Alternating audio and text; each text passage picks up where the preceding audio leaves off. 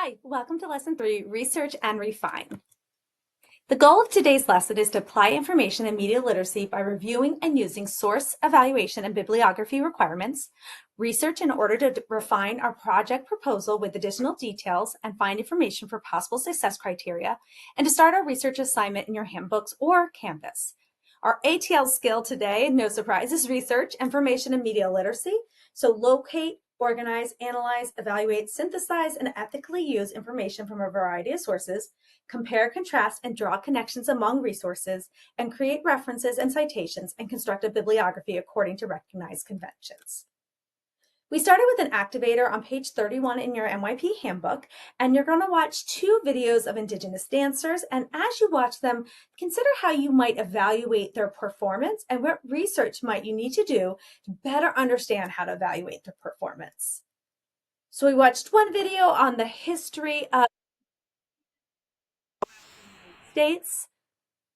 And then we watched a second video that showed actual one style of Indigenous dance from the United States, a really beautiful dance.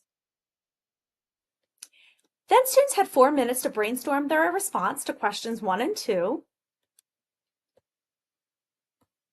Before we talked about possible answers, which included the dancer's mastery of a particular style, keeping timing with the music, the ability to use the hoop, creativity of the routine. Those are ones that maybe will fit and work for evaluating those performances.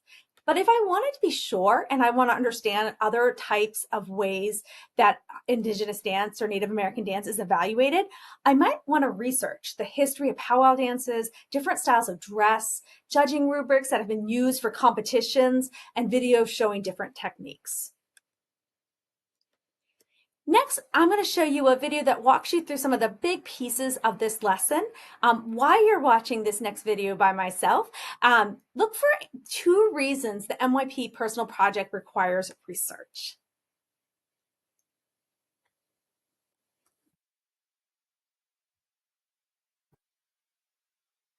Wait.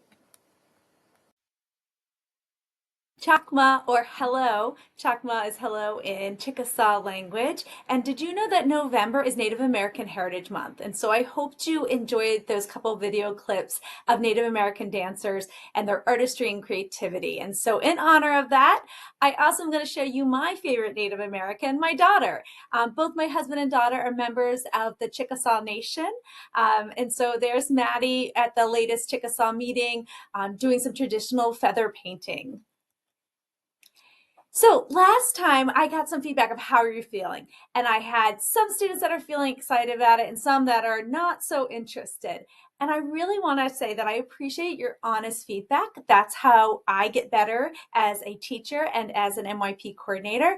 And I wanted to address some of the things that I saw in the feedback. So first, I know at first you're like, what is this project? Who is this lady that's trying to make us do this thing that seems like extra work? Really, the goal of the project is that you choose anything that you're interested in. And then we're working you towards building a product and a learning goal. And that in that project, in that process, we are embedding a lot of skills that are essential for 11th and 12th grade, for college, for career, and for life. So things like time management and action planning. And a lot of these skills aren't always embedded in other classes. So this is an opportunity to build that skill set doing something that you love and are passionate about. And you get credit. This is a 0.5 elective credit. It shows up as an honors class on your transcript. It gets you SSL hours. And when you, or if you are applying to colleges, those colleges will get a school profile that explains what this means. And so when you get a credit for this MYP research seminar class, colleges will know that you actively participated in all the opportunities like the MYP personal project that were offered to you. So there's a lot of pros for doing this. And I'm also here to support you throughout the way as your teachers and your staff supervisor. And so I hope some people that are feeling not interested or they're not feeling like they want to do it or this is extra work, I hope that you take a second to think about what you are interested in and that if you got to do it, choose something interesting and fascinating that you want to spend some time on. So we have done our project proposal. You should have a learning goal and a product. You met with your supervisor for the first time. If you haven't met with your supervisor, if they were out of the building, you should have heard from them. If you could not find your supervisor and you have not heard from them, please email me, or you can stop by my office at 3514 and let me know. And then today we're talking about research. So refining our learning goal and our product through our research. And so your assignment for by the end of the lesson will be actually doing some of the research on your topic. Just as a reminder, you have a lot of resources in the Canvas classroom and printed in your handbook. But in that Canvas classroom, you'll see a link to all of the lesson materials. There's a page per lesson that has quick links, and there's also a module, so whichever way you want to look at it. And if you ever miss a lesson, there is a video recording of the entire lesson. You can go back, re-listen to things. I also post the slide decks with all of the slides, so if the video is too quick for you, you can go back to the slide deck and check things out. There's examples, anything you might need might be in there. And as a reminder, it's perfectly okay to work in your paper handbook. That's awesome. Just make sure that on those Canvas assignments, you type completed in my handbook and submit it so that I know that you're keeping up to date with all your assignments. Okay, so you have a learning goal. What skills or knowledge do you want to learn by the end? And you're going to show off those learning in a product. So what will you produce by the end? And it really, there's a huge list of things, and you've got a list in your handbook to help you if you're getting stuck on that product piece.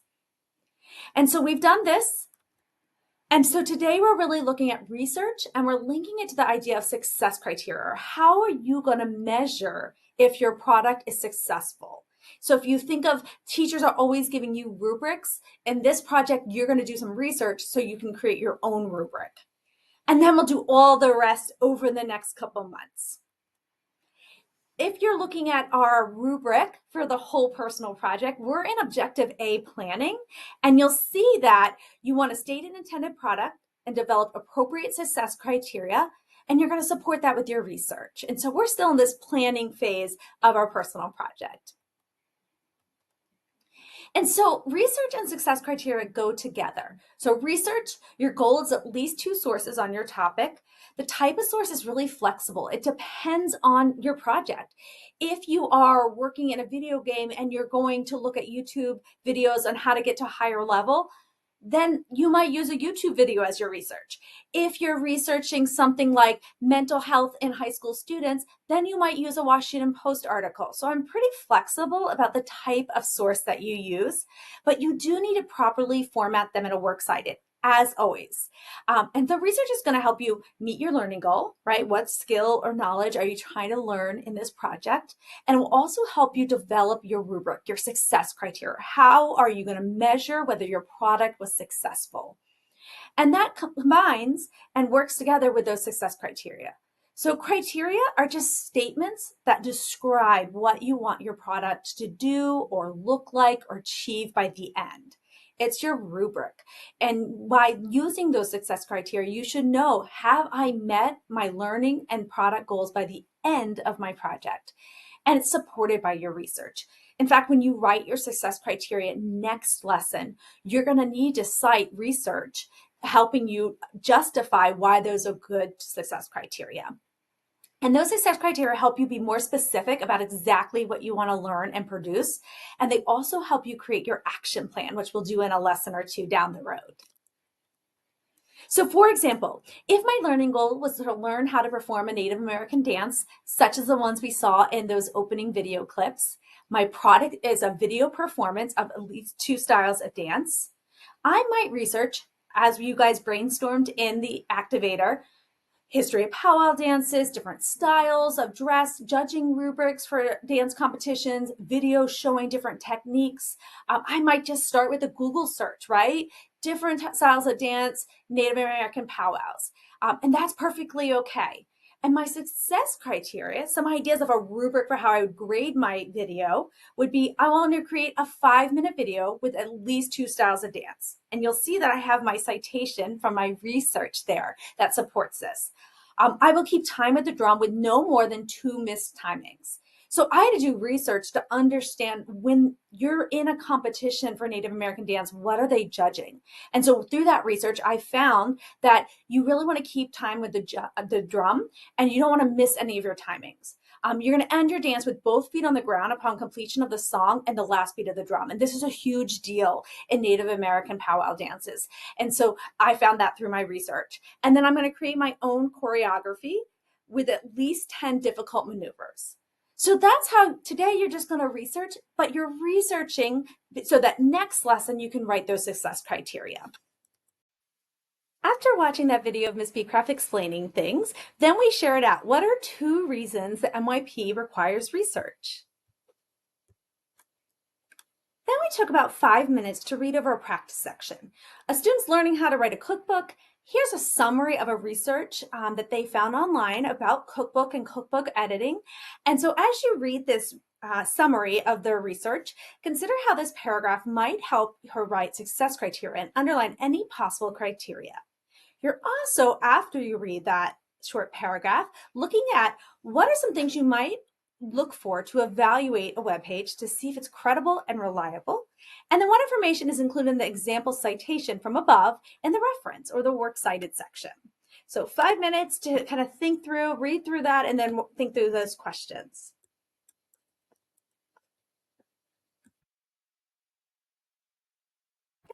Here's some possible ideas. So some ideas to write possible criteria for success. The tone and the recipe selection will be appropriate for children 5 to 12 years old. Sorry, there we go. The format highlights the recipes without feeling too busy and uses clear and appealing photographs. The terms, measurements, and recipe layout is consistent throughout the recipes. So those are some example success criteria you could draft looking at that paragraph. Then we saw another video from Ms. Beecraft talking about those last 2 questions. Before you jump into your research, I want to just talk about some of the things that we look for. Your guiding questions are what do you need to know to refine or to make more precise or clarify your learning goals and products so you have a really clear vision of where you want to go with your project? What do you need to know in order to write your success criteria and an action plan eventually? And how do we maintain academic honesty? So we're going to start with source evaluation. This helps you develop information and media literacy skills. It reviews your sources for credibility and reliability. And you really look for 3 things. A point of view. Is it biased? What's the purpose of writing this? Is there a group or organization that has a separate goal behind your source? When was it published? What was the last date that it was published or updated? Is this current? And then expertise. Is there an author identified? Who is this author? And do they have works cited or other things? Now, for your projects, you should always look through these 3 criteria, but it might depend. So if I had a lot of coding projects last year. So if you're doing a code that predicts weather, you might go on to Joe Schmo's blog and get some code from their blog. Now, you always need to cite them. But in terms of credibility, if that code works, you don't always need to know who it is and how recent it is, as long as that code is effective. So always look for these 3 things, but know that for this particular project, some of these might depend on your topic. All of you will also make a bibliography, which develops your information literacy skills. I recommend you use MLA style. You should absolutely use one of the tools. I have a bunch listed to help you format your list properly. You need to maintain it throughout the process, and we should have between 2 to 3 sources. And so this is so important because you want to give credit where credit's due. You do not want to take credit for somebody else's ideas, direct quotes. You always want to give that original credit back. You want to be able to show your work. You want to avoid plagiarism. You want to pay it forward, and you want to adhere to the standards of academia, which is that we give credit. And if I'm looking at your project and I'm curious to learn more, I can go to your works cited or your bibliography and your references, and I can find more information in them. And so you always want to make sure. This is also one of the criteria for your final report. It has to pass Seneca Valley's academic honesty to earn credit for the MYP Research Seminar course.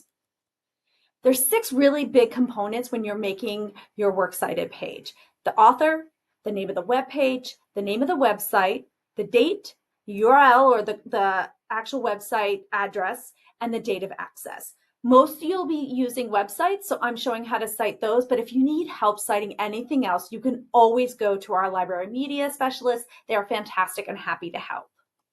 And so here's an example. These are the 2 sources that I used for the Native American success criteria that I was writing about dance. So you see I have it in the correct format. I used Noodle Tools, which is one of the options to format your works cited page, and I have all the required information. Here's a bunch of good citation helpers. I have these also printed in your handbook.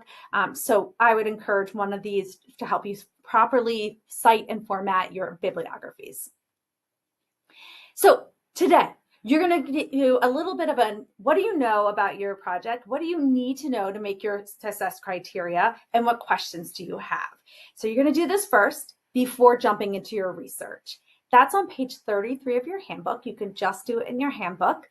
And when you're finished, you're going to jump into your assignment in your process journal. So you can do this in your handbook or in Canvas, and this is your actual research.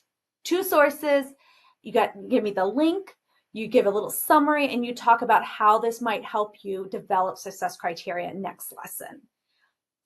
And again, I recommend just starting your research in Google. That's a great place to just start initially learning more about your topic and finding sources. Okay. And then I also give you a template for your works cited there. You can use that, or you can use a separate one and import your works cited. Okay, so those are the 2 things you're doing the rest of class. That research assignment is due November 15th. I apologize for the incorrect date. So please make sure that you have it in by that date, so you're prepped for your fourth lesson, your second lesson in your chemistry classes. Before you go, I just want to make sure you've heard about a really great opportunity to get support for your MYP personal projects. The Think Big program is completely free. It's 5 field trips. You get to see professional artists perform. You get to interact and talk to them. And it's really based on the idea that artists share their process so that you can learn more and apply it to your process for your personal project. It's great if you like the arts, but you do not need to be doing a project in the arts or involved in the arts to participate. We've had students have all sorts of different projects and just use the Think Big as a way to ensure their success. It is free. You do not have to do any extra work. In fact, this will help you complete your personal project. It looks great for colleges. It looks great on a resume. And just to give you a little bit of an idea, we start our first field trip is Tuesday, November 12th, and we have ones all the way through May, so kind of sprinkled throughout your project process to help support you along the way. And an example agenda, this is our first one in November. You'll do a community builder with Kennedy High School will also be there. You'll learn about success criteria a little more. We'll unpack them a little bit more. You'll see artists perform and they'll talk about how they write rubrics and determine their own success. You'll get a free lunch. And you'll see a second artist, and then you'll have time to work on your own success criteria by creating a vision board. So it's really a program to help support you in your success for your personal project. And I hope you consider signing up. If you're interested, you've got to do it fast because our first field trip is right around the corner. Your chemistry teacher has a couple field trip permission slips. You can also scan the QR code, and there's one later in the slides. It will put you on an interest list, and I'll get you a field trip form, and you're always welcome to stop by my office. So now you have the rest of the class to do these things. Your teachers are here to help you. Have a wonderful and productive day, and I look forward to seeing what you guys come up with.